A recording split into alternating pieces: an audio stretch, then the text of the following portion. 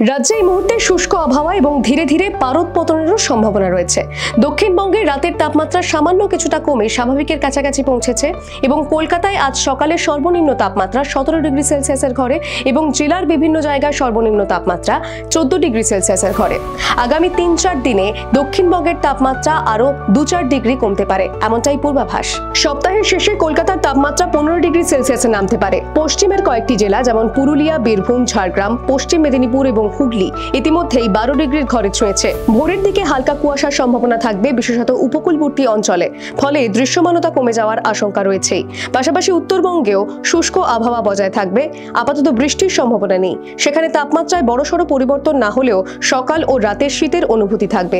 দার্জিলিংয়ে পারদ 6 ডিগ্রি সেলসিয়াসের ঘরে ঘোরাফেরা করছে।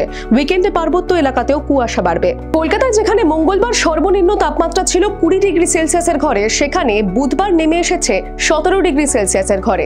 বাতাসে আপেক্ষিক আর্দ্রতার পরিমাণ 43 থেকে 86% মধ্যে। Bureau report, the wall news.